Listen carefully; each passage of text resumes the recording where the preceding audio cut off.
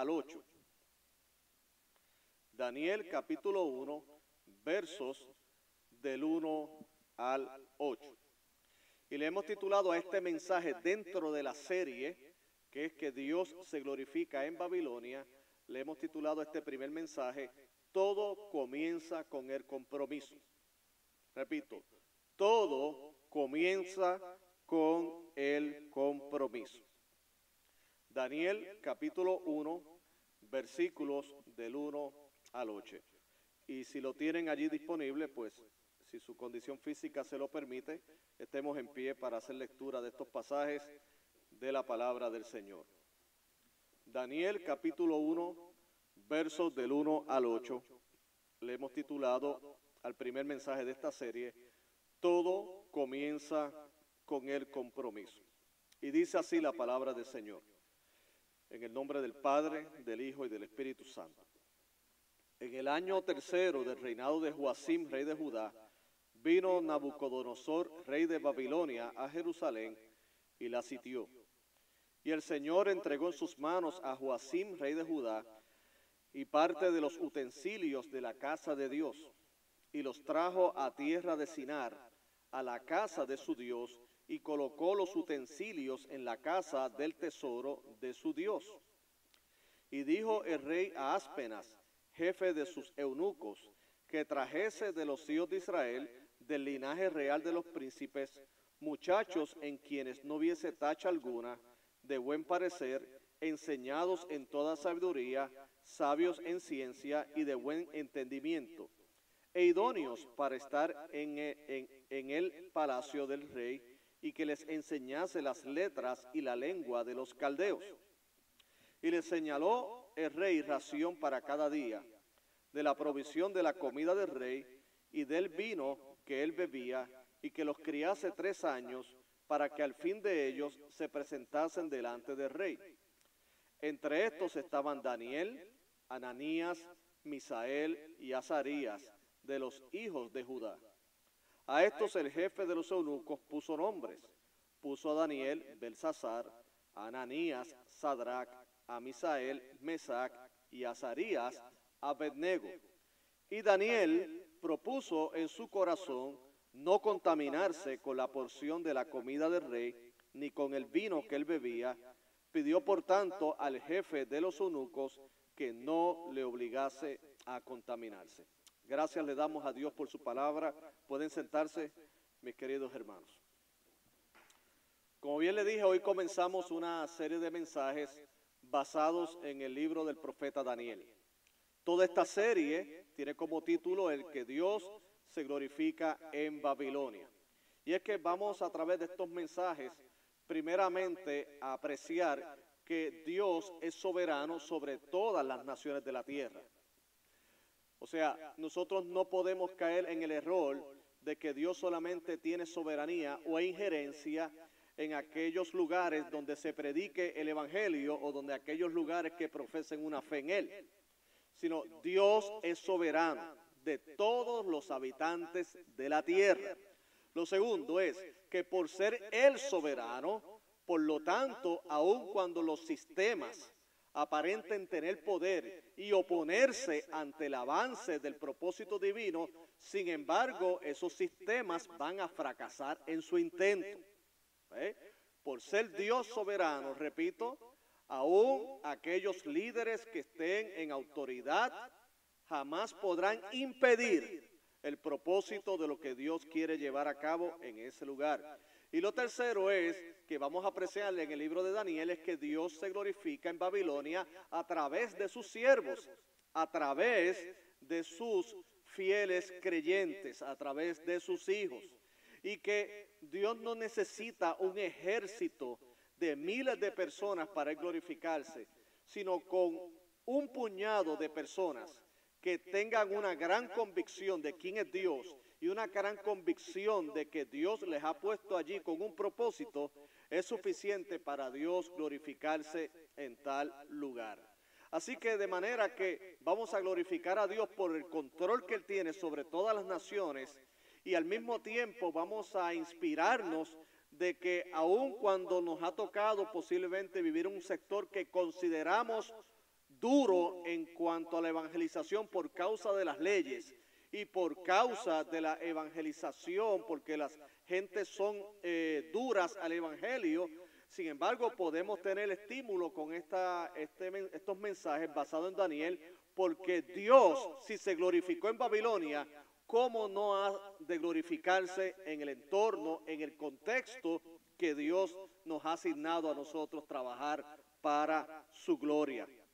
Y es que en este primer mensaje, pues vamos a hacer el énfasis de que esa obra soberana de Dios y esa obra en la cual Dios se va a glorificar en Babilonia, comienza con el compromiso de los creyentes.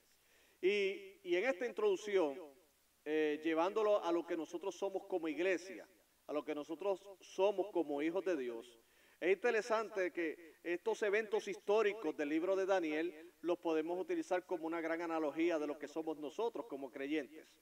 Porque precisamente yo creo que la Biblia, desde Génesis a Apocalipsis, es la palabra de Dios. Y que precisamente hay una línea teológica, hay una línea consecuente entre todo el mensaje que Dios lleva. Y ese mensaje siempre ha sido el que Dios es el que salva, el hombre es el que está perdido, la humanidad, pero Dios asimismo cumplirá que su propósito.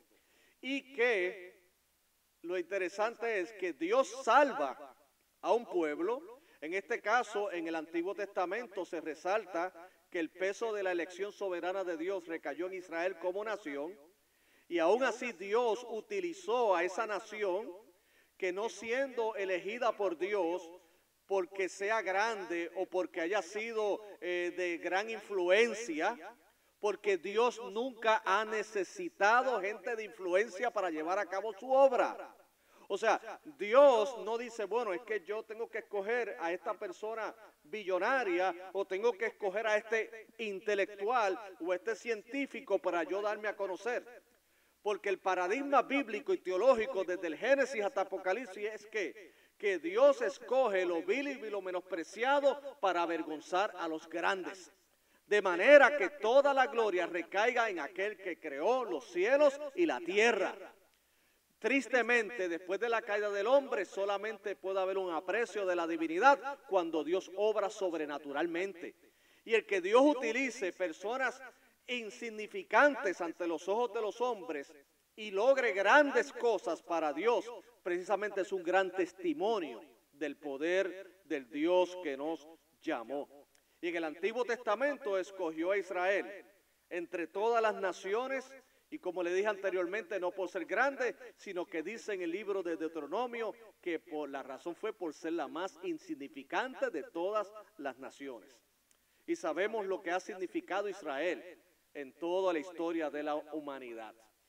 En el Nuevo Testamento, cuando lo llevamos al plano de lo que es la obra de Jesucristo con los creyentes, sabemos que nosotros hemos sido escogidos por la misma gracia de Dios. La Escritura dice claramente que Él nos escogió desde antes de la fundación del mundo.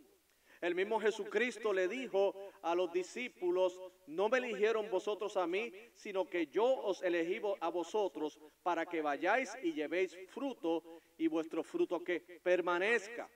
El mismo apóstol Pablo dice a los corintios que lo vil y lo menospreciado escogió Dios para avergonzar a los sabios. O sea, que estamos dentro de ese plan divino de Él glorificarse en estas circunstancias.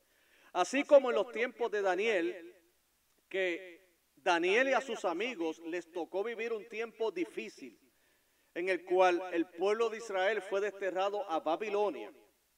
Y ser desterrado a una nación extranjera es una situación difícil. Si difícil es moverse a un país diferente que al nuestro por cuestiones laborales o por cuestiones de necesidad, que en este caso es una movida de parte nuestra, de nuestra voluntad, y aún queriendo estar aquí se nos hace difícil. ¿Por qué? Porque hay una diferencia cultural. Hay una diferencia que esa diferencia cultural estriba en las lenguas, que estriba en las costumbres. Nos toma tiempo adaptarnos al clima, no solamente en términos climatológicos, sino al clima social. Nos toma tiempo y nos da esa nostalgia. Imagínese cuando tú has tenido que ser movido de tu país por causa de un destierro. Un destierro es que has sido exiliado de tu país. No por voluntad propia, sino que has sido llevado a otra nación. Y los exilios se han dado a través de la historia y se han dado ese tipo de situación política y es triste. Algunos dirán, bueno, los llevaron a vacaciones a ese país. No, hermano. Para las personas que sufren el exilio precisamente es un castigo grande. Porque como le dije, es adaptarse a un estilo de vida muy diferente al que tenía. Y el libro de Daniel nos resalta que Daniel vivió en ese contexto donde él junto a Israel había sido desterrado en Babilonia. ¿Y qué implicaciones tenía para Daniel eso? Tenía varias implicaciones. Primeramente, dentro de la cosmovisión o de la concepción teológica y religiosa de Israel, implicaba que si el pueblo de Dios, Israel, estaba fuera de los confines de Jerusalén, estaban por ende fuera de lo que es el templo, fuera de lo que es el lugar de adoración. Entonces, por lo tanto, donde estuviesen, ellos no iban a ser asistidos ni escuchados por Dios. Repito, dentro del pensamiento de la época y del contexto, el estar fuera de los confines de Jerusalén y alejado del templo implicaba estar separado de la presencia de Dios y que Dios ni les asistiese ni estuviese con ellos allí. Algo que cuando vemos las proezas de Dios a través, y lo vamos a apreciar a través de Daniel y sus amigos, vamos a ver que aún en el destierro, Dios está cerca de su pueblo. Porque Dios no está limitado geográficamente, ni tampoco por nuestras concepciones culturales y religiosas, porque Dios es el Dios vivo, es el Dios soberano que controla toda la historia de la humanidad. Así que para el pueblo de Israel implicaba no solamente ese sentimiento de estar fuera de su tierra, sino que implicaba el que Dios no está con nosotros. Algo muy parecido se da en el contexto del libro del profeta Ezequiel, donde una de las maravillas que tiene el pueblo cautivo en Babilonia, cuando Ezequiel sale como profeta y dice, así dice Jehová. ¿Cuál fue la sorpresa del pueblo? Aún en Babilonia, Dios sigue hablando. Bendito sea su nombre. ¿Y qué implica para nosotros? Bueno, que como creyentes, el mismo Jesucristo dijo que nosotros estamos aquí, pero no somos de aquí. O sea, nosotros, de acuerdo a Jesucristo, por causa de la obra de gracia, dice que nosotros estamos en el mundo, pero no somos del mundo. Así que nosotros estamos en un proceso donde al haber sido salvados por Jesucristo, nos encontramos no solamente inconformes con el medio ambiente en que vivimos, sino al mismo tiempo nos podemos sentir fuera de lugar. Porque una vez que uno entienda a Jesucristo, y lo he escuchado de la boca de ustedes como creyentes, de las iglesias que he tenido la oportunidad de pastorear y por todos estos años, y mi propia experiencia, el nuevo nacimiento hace que no solamente se abran mis ojos ante la realidad de ver quién es Dios, sino también me hace ver lo duro que es este mundo y que yo no pertenezco a él.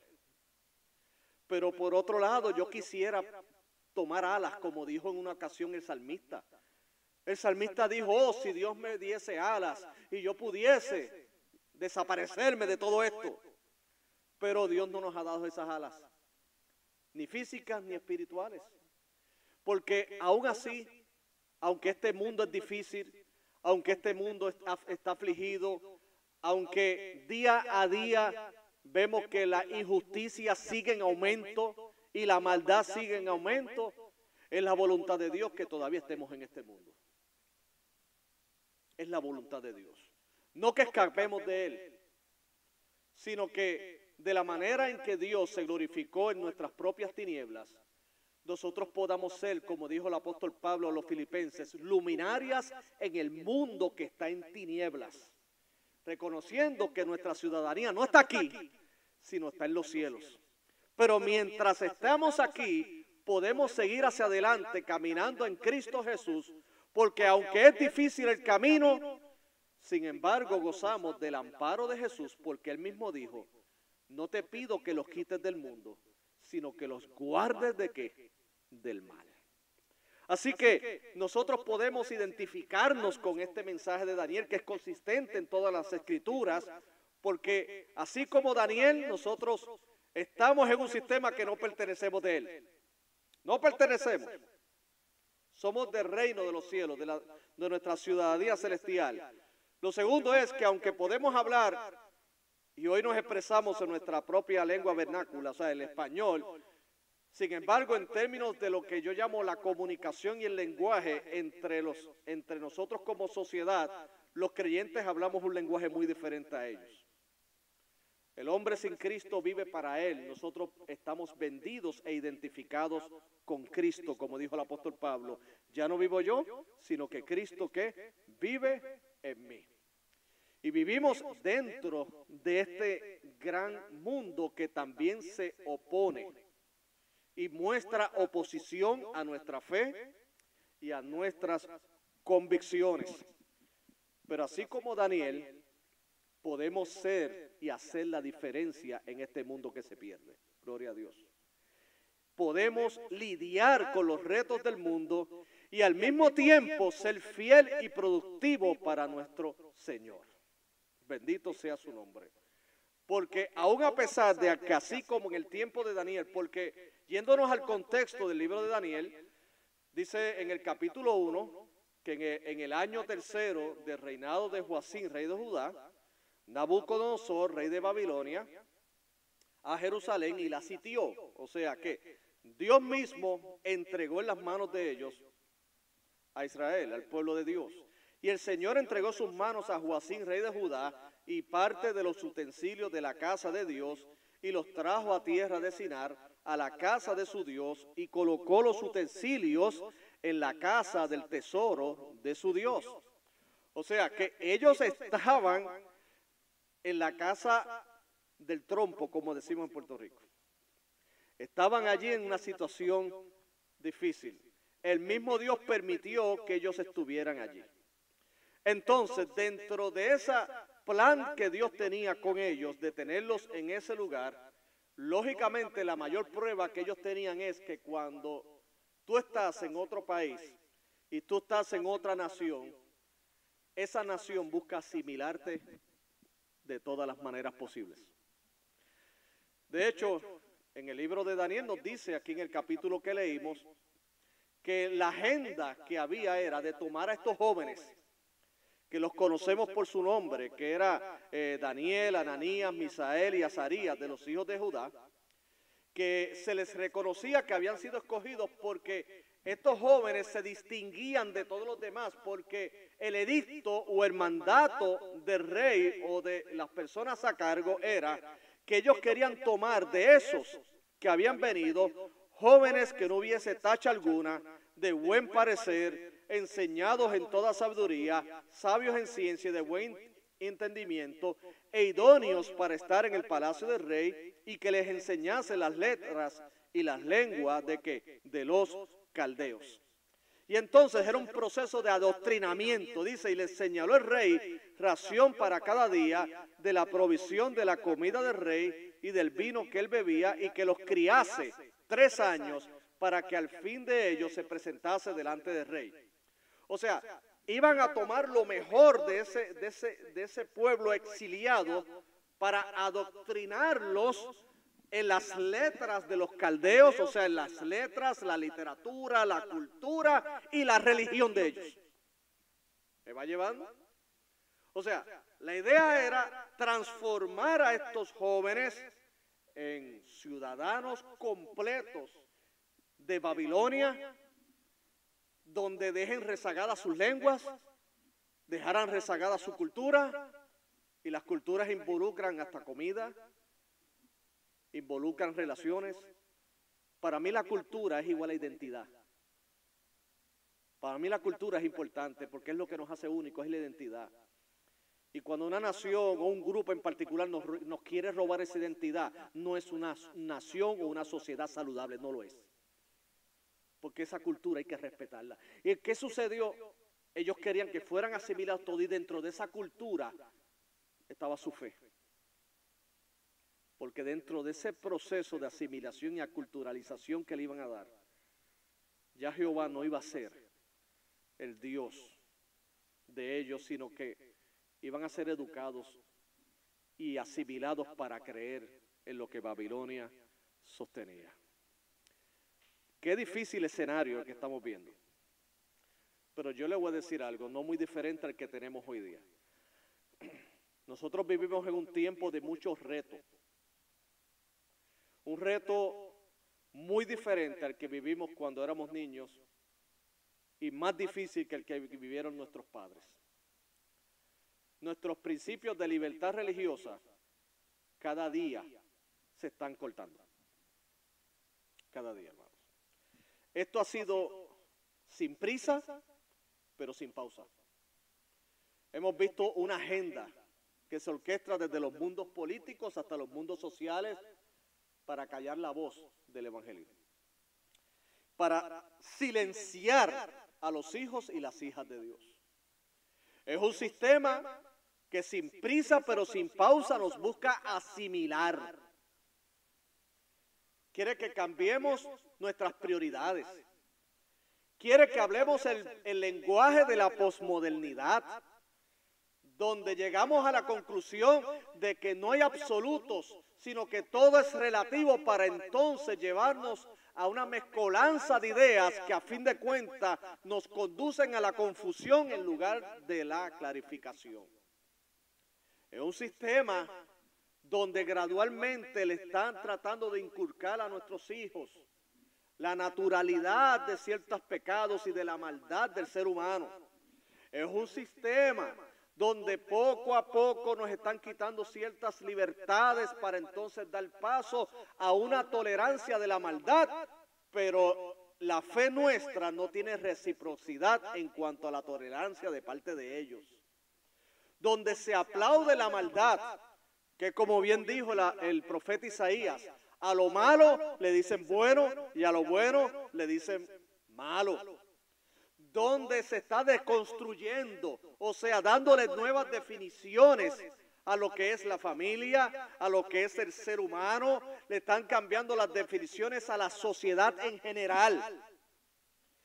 Todo lo que compone la formación educativa de un ciudadano que tiene que ver con la educación en las escuelas, con lo que tiene que ver con el mensaje que se lleva en las artes, entiéndase la pintura, entiéndase el cine, entiéndase todo lo que es medios de comunicación, lo que tiene que ver con la literatura.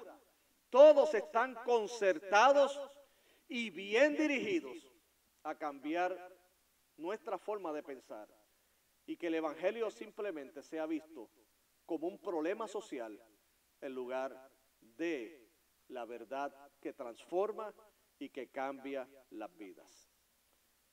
Hermanos, vamos a apreciar aquí que si en un contexto tan difícil como el que le acabo de describir, Daniel y sus amigos, Dios los utilizó para glorificarse en medio de Babilonia, así también Dios ha de glorificarse en este tiempo, en medio de estas circunstancias difíciles, a través de cada uno de nosotros como creyentes.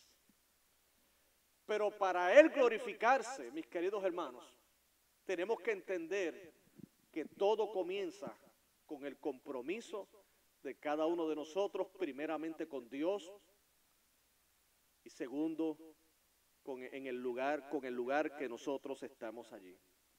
Porque nuestra exposición estatal le va a girar precisamente en torno a que dentro de este proceso de asimilación, el verso 8 me dice que aun cuando Babilonia con todo su poder y con todos sus recursos quería asimilar a ellos, sin embargo hubo uno llamado Daniel que dice que propuso en su corazón no contaminarse con la porción de la comida del rey, ni con el vino que él bebía, y pidió por tanto al jefe de los eunucos que no se lo obligase a contaminarse. Hermano, esto es radical. Radical. Este joven, este hombre, Daniel, con sus 3 amigos, con todo un sistema. Él, dentro de ese sistema, él propuso en su corazón.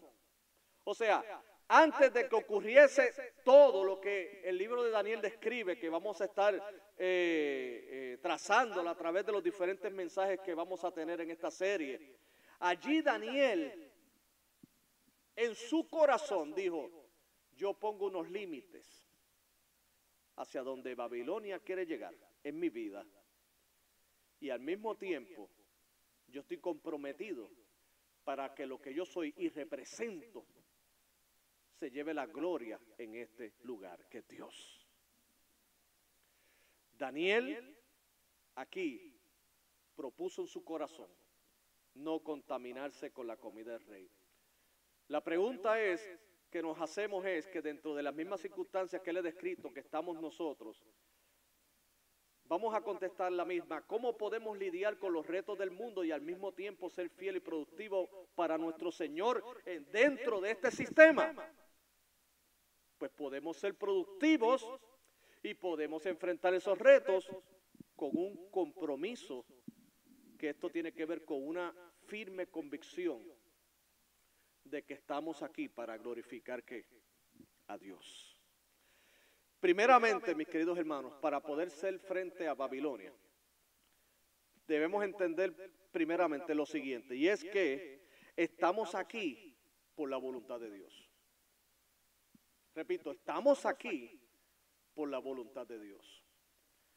Si no fuera la voluntad de Dios, definitivamente ninguno de nosotros estuviese aquí.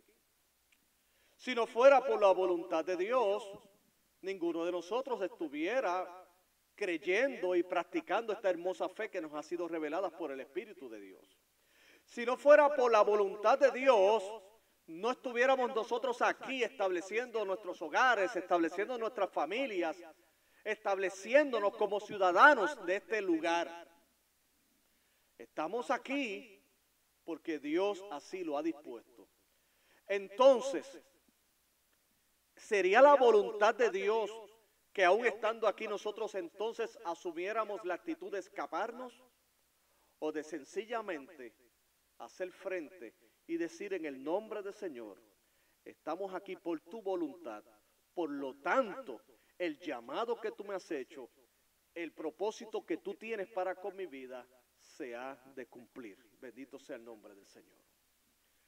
El mismo Jesucristo se encarnó a habitar en un mundo que lo despreció. El mismo Jesucristo se encarnó en un lugar donde todo era atractivo menos Él. Y aun cuando eso le llevó a la muerte en la cruz, Él lo venció en su resurrección. A nosotros nos ha tocado llevar un mensaje que no es atractivo ni es popular. De hecho, es tan y tan poco atractivo que algunos buscan que para que el mismo sea agrado tratan de adornarlos y hasta ponerle un poquito de cosmético, tratan de disfrazarlo para que entonces, como si fuera una carnada, entonces el pez pique para luego decirle, mira, esto es el Evangelio. Imagínate si el Evangelio es ofensivo. Imagínense el Evangelio en sí mismo, cómo cae tan pesado al corazón de las personas que no creen, que un día como hoy, domingo, es para que nuestras iglesias estén llenas de personas deseosas de adorar a Dios, de darle gracias a Dios por todas las bendiciones que tiene y al mismo tiempo sentir el privilegio de participar de la familia de la fe. Y poder contar nuestros retos y orar unos por los otros, porque no hay mejor lugar que la comunidad de fe. Pero sin embargo, qué difícil se nos hace humanamente hablando que la gente pueda entender esto. Prefieren estar en otro lugar que en la casa de Dios. Prefieren estar en otro lugar que en vez de estar en el sitio donde Dios le ha dado la bendición de poder no solamente apreciar la salvación que es en Cristo Jesús, sino también apreciar y darle gracias por todo lo bueno que ha hecho. Y miren lo patético del ser humano en su corazón, que entonces hoy no quiere estar en la iglesia, hoy no quiere estar aquí, aún a pesar de nuestros esfuerzos, de nuestra amor hacia ellos. Pero cuando llegue el momento del diagnóstico de la enfermedad terminal, cuando llegue el momento del desahucio de la casa, cuando llegue el momento de la prueba, ¡ay, pastor, ore por mí! Y ora ahora. Y ay de mí si como pastor y usted como creyente no ora cuando ellos lo piden, porque aún esa oración ha de ser servida como se dan en las franquicias de hamburguesas que conocemos por ahí. La quiero doble carne con queso y ahora. Porque no me interesa Dios, nunca me interesó lo que tú me ofrecías a través del evangelio. Ay, pero cuando estoy en necesidad, acude para asistirme. Y tiene que ser ahora, en este momento. Este es el tipo del mundo que vivimos. Pero aún así, mis queridos hermanos, sigamos con nuestra frente en alto y sigamos con nuestra fe y nuestra esperanza. ¿Sabes por qué? Porque si Dios se glorificó en Babilonia a través de Daniel y sus amigos, Dios se va a glorificar en medio nuestro. Pero nosotros, mis queridos hermanos, aun cuando todos los demás no le sigan, tenemos que entender que estamos aquí por la voluntad de Dios. Y lo segundo, que estamos aquí para glorificar a Dios. Yo sé que hay una palabra que cuando yo la mencione a continuación, usted la va a relacionar inmediatamente con despedida de año. Y se llaman resoluciones, ¿verdad? Recuerdo una resolución de un antiguo predicador reconocido por su fidelidad a la palabra de Dios y utilizado grandemente en los avivamientos precisamente de esta zona de los Estados Unidos, conocido como Jonathan Edwards. Y él hizo en una de sus resoluciones, que la más que me impacta, y es la siguiente: Señor, en este nuevo año, yo te voy a seguir a ti con todo mi corazón, con todas mis fuerzas y con toda mi alma, aunque más nadie lo haga. Wow. Repito, te voy a servir, Señor, con todo mi corazón, con toda mi fuerza y con toda mi alma, aun cuando otros en este nuevo año no lo vayan a hacer. De manera que Jonathan Edwards está diciendo lo siguiente: mis convicciones y mi compromiso a Dios no dependen ni van a hacer porque la multitud te siga, o porque esté de moda el evangelio, o porque sea popular. Sea popular o no, yo seguiré comprometido a Dios. Aun cuando tristemente gente que amo no te siga, yo te voy a seguir, Señor. ¿Por qué? Porque tú eres el Rey de Gloria. Daniel propuso en su corazón no contaminarse. Y eso implicaba que él estaba claro, primeramente, como le dije, de que estaba allí por la voluntad de Dios. Y segundo, de que estaba allí para glorificar a Dios. ¿Y cómo glorificaba a Dios? Primeramente, dentro de Babilonia iba a ser la diferencia. Y fíjense, si podemos apreciar del pasaje y del texto, Daniel pudo acceder a ciertas cosas como fue el cambio del hombre, ¿verdad? Porque a él le pusieron de Daniel, le cambiaron a Belsasar, a Ananías, a Sadrach, a Misael, Mesac y a Azarías, a Abednego. Le cambiaron el nombre, ¿verdad? Pero sabes que él trazó la línea. Y vamos a ver, a apreciar a través de los otros mensajes cómo en otras circunstancias él trazó la línea. Cuando hablamos de nuestro compromiso y de que todo comienza con el compromiso a Dios, es que, como le dije anteriormente, estamos aquí por la voluntad de Dios y estamos aquí para glorificar a Dios, siendo la diferencia. En este caso, él quería probar que la dieta que imponía el rey no determinaba la salud y la capacidad de estos jóvenes de destacarse ante los demás. ¿Qué implicaba esta comida? Bueno, esta comida puede implicar muchas cosas. Tenía que ver con los cultos a las deidades que ellos tenían. Tenía que ver todo dentro de un entorno religioso. En otras palabras, lo que Daniel estaba diciendo en no comer esas porciones de rey es que él no iba a tener compromisos con lo que Babilonia le iba a dar, sino que sus compromisos eran con lo que Dios ya le había dado para él seguir hacia adelante. Estamos aquí y solamente damos y hacemos la diferencia cuando nosotros disponemos en nuestro corazón que Dios es nuestro Señor. Y hacer la diferencia es muy diferente a lucir raro, hermano. Son dos cosas diferentes. La religión produce gente rara. La fe produce gente transformada. ¿Ok? Repito, la religión produce gente rara. Usted me dirá, pastor, defina lo que es una persona rara. Bueno, yo te puedo dar ejemplos de lo que son personas raras. Las personas que son religiosas lucen raros. ¿Por qué? Porque creen que cambiando su estilo de vestir o pensando que cambiando en ciertas cosas que son meramente externas, allí es que ellos están haciendo la diferencia.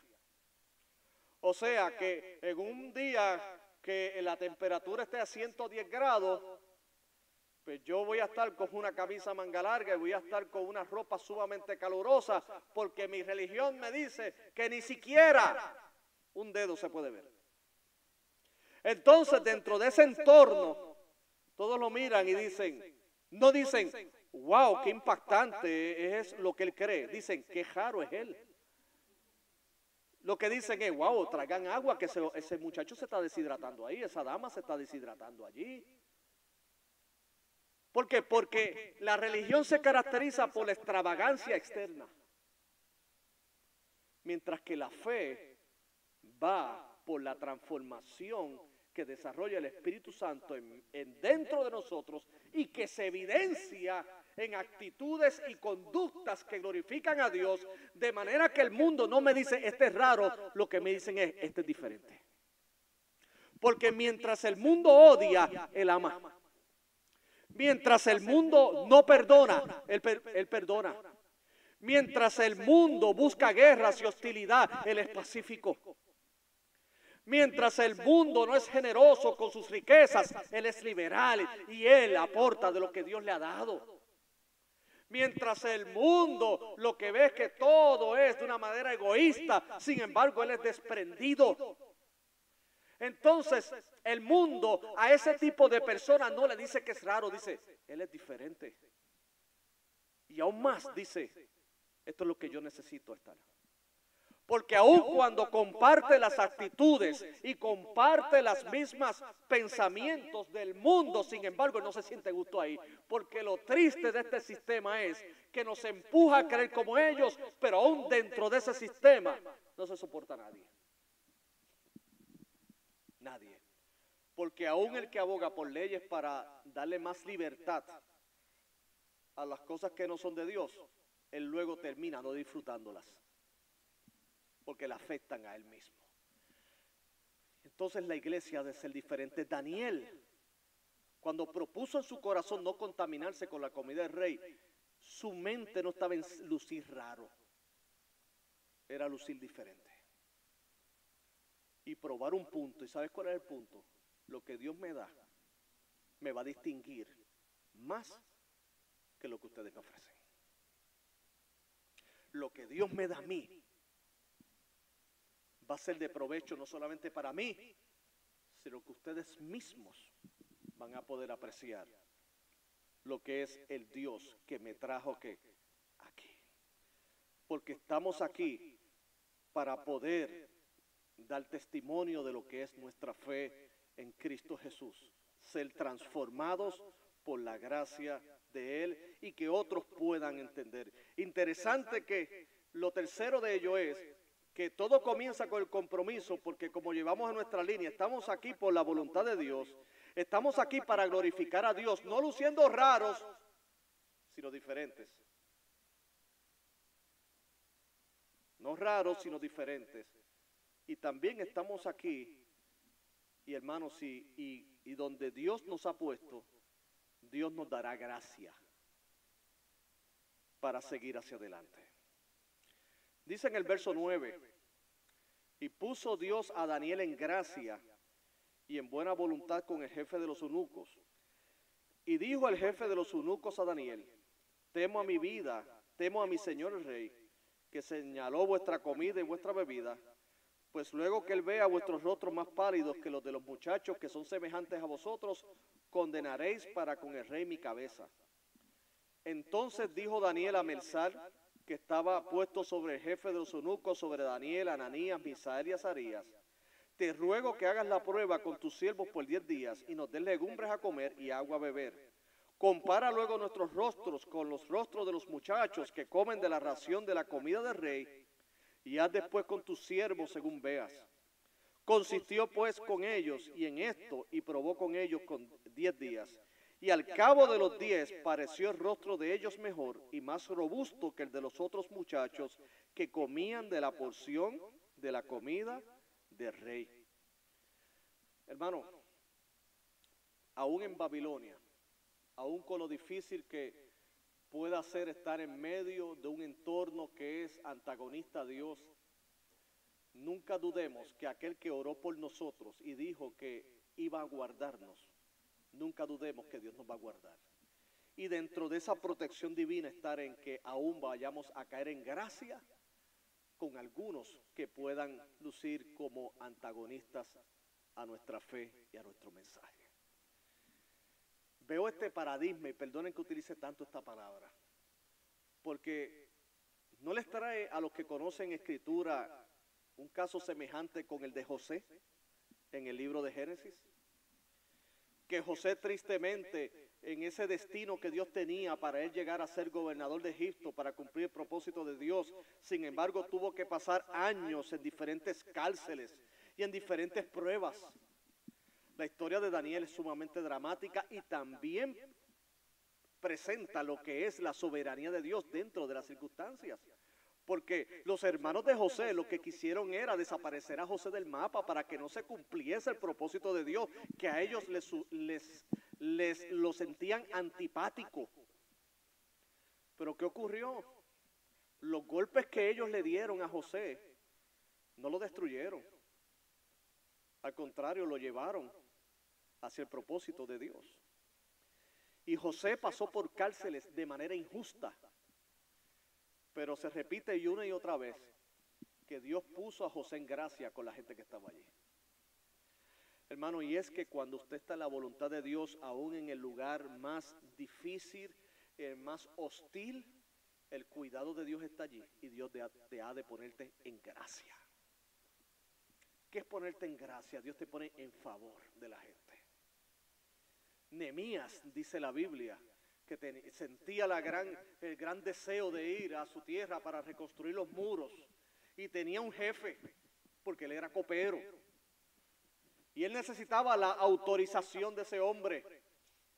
¿Y qué hizo? Él oró a Dios antes de pedirle la autorización, oró a Dios durante la conversación de la autorización, y le oró a Dios después de la conversación.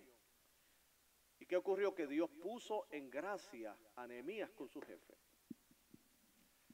Hermano, es que el hombre en Babilonia, o en Canaán, o en Egipto, o aún en las cárceles que tuvo Pedro, que decía que no solamente estaba encarcelado, sino que tenía guardas, diferentes guardas, asegurándose que no escapara.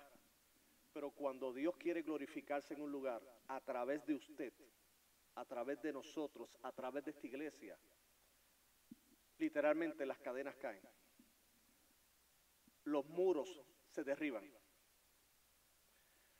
Aquellos que nos traicionaron y nos dieron la espalda pensando que nos iban a hacer desaparecer, hermano, sencillamente nos están empujando hacia el propósito de Dios.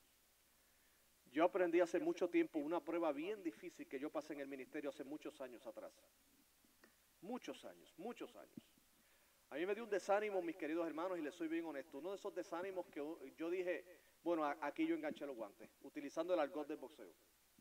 Se lo dije a mi esposa. Yo dije, hasta aquí llegué yo. Ya no puedo, Señor, esta carga no puedo, esto es muy difícil. Ya emocional y físicamente no puedo continuar con esto, Señor. Era fuerte.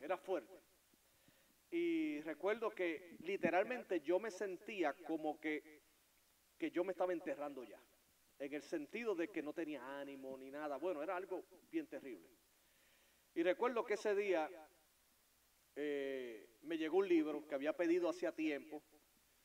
Y en ese libro había una frase que decía lo siguiente: el mundo querrá entregarte, pero recuerda que las semillas necesitan ser enterradas para que luego salga un árbol. Y él decía, las pruebas en el creyente, Satanás piensa y cree que enterrándolos ya se deshizo de ellos, pero los hijos de Dios en las manos de él son semillas. Y lo que ocurre con una semilla cae en terreno y es enterrada, luego sale más fuerte porque sale transformada en un árbol. Eso a mí me ministró tanto, mis queridos hermanos, porque yo creía que las circunstancias en mi fe me estaban enterrando, pero lo que estaban haciendo era simplemente, sí enterrando, pero no para desaparecer, sino para poder resurgir, pero esta vez no como una semilla, sino como un árbol más fuerte. Así, mis queridos hermanos, Babilonia trató de enterrar a Daniel con sus amigos. A José sus hermanos trataron de eliminarlo. Las cárceles trataron, el enemigo de las almas trató por todos los medios de enterrar el testimonio de los voceros y los profetas de Dios, pero no pudo. Y sabemos que la iglesia nunca será destruida, porque ya nosotros tenemos un libro que conocemos el final de la historia. Y el final de la historia es que la iglesia estará frente al Cordero, adorándole por siempre. Y todas las demás cosas pasarán y todo será hecho nuevo. Y estará el pueblo de Dios jubiloso adorando a Dios, porque ni Babilonia, ni el Imperio Romano, ni toda la modernidad, ni la posmodernidad, ni todo lo que pueda venir por delante que parece que detiene el avance de la iglesia, podrá detenerlo. ¿Y por qué no podrá detenerlo? Porque quien sostiene a la iglesia es Dios, el creador del cielo y de la tierra. Culmino con la lectura de estos versículos de Daniel capítulo 1. Y dice que, verso 16, así pues Melsar se llevaba la porción de la comida de ellos y el vino que habían de beber y les daba legumbres. A estos 4 muchachos, Dios, ¿quién fue el que le dio la inteligencia? Dios. Le dio conocimiento e inteligencia en todas las letras y ciencias. Y Daniel tuvo entendimiento en toda visión y sueños. Pasados pues los días al fin de los cuales había dicho el rey que los trajesen, el jefe de los eunucos los trajo delante de Nabucodonosor. Y el rey habló con ellos, y no fueron hallados entre todos ellos otros, como Daniel, Ananías, Misael y Azarías. Así pues estuvieron delante del rey. En todo asunto de sabiduría e inteligencia que el rey les consultó, los halló 10 veces mejores que todos los magos y astrólogos que había en todo su reino. Y continuó Daniel hasta el año primero del rey Ciro. En mi país había una tienda de ropa que decía que el que se vestía de esa ropa se distinguía. No sé si la tienda existe todavía porque no le quiero hacer el anuncio, pero el que viste se distingue. Yo les voy a decir, amados hermanos, el creyente que se compromete con el Señor en medio de un mundo hostil, en medio de un mundo antagonista a Dios, se distingue. Dios no pone en vergüenza a sus hijos. Se les reconoce que hasta en ellos hay, dice aquí, 10 veces mejores que todos los magos. Y yo le voy a decir con mucho orgullo, pero orgullo santo, orgullo sano. Nosotros los creyentes tenemos una historia hermosa. Los mejores músicos y cantantes han salido de las iglesias, para que lo sepan. Los mejores intelectuales han salido de la iglesia del Señor. Las mejores universidades, de los cuales hoy le llaman las Ivy Leagues, y muchos quieren entrar allí porque es prestigiosa. Déjeme decirle que estas universidades las comenzaron las iglesias. Científicos, médicos, cristianos se destacan. Abogados, maestros. ¿Usted sabe por qué? La razón es sencilla. Porque nosotros le servimos al autor de la sabiduría y la inteligencia, que es Dios. Y Dios, para glorificarse, hará resplandecer a sus hijos en medio de un mundo que se pierde en las tinieblas. Pero que seamos como Daniel, hermanos. Vamos a proponernos en nuestro corazón, antes de que venga cualquier cosa. Yo propongo en mi corazón no contaminarme con lo que afuera me ofrecen ellos. No voy a lucir raro, voy a lucir diferente. Ellos me dan odio, yo doy amor. Muchos de ellos consiguen las cosas a través de la mediocridad y la política. Nosotros la vamos a conseguir a través de la oración, de la fe y de hacer las cosas como Dios manda. Vamos a ser diferentes y vamos a probarle al mundo que Dios realmente hace todas las cosas hermosas para su gloria. Porque no solamente nos exhibirá como ejemplos de su gracia, porque no son las loas y alabanzas del mundo que tendremos nosotros, es para que el mundo se acerque a Dios y pueda apreciar que el Dios de Sadrach, Mesach y Abednego, el Dios de Abraham, Isaac y Jacob, el Dios de Pedro, de Pablo y de todos los grandes de la historia, es el Dios que nosotros le servimos en la Iglesia Bautista Central Hispana. Y Dios se ha de glorificar en medio nuestro. Vamos a orar.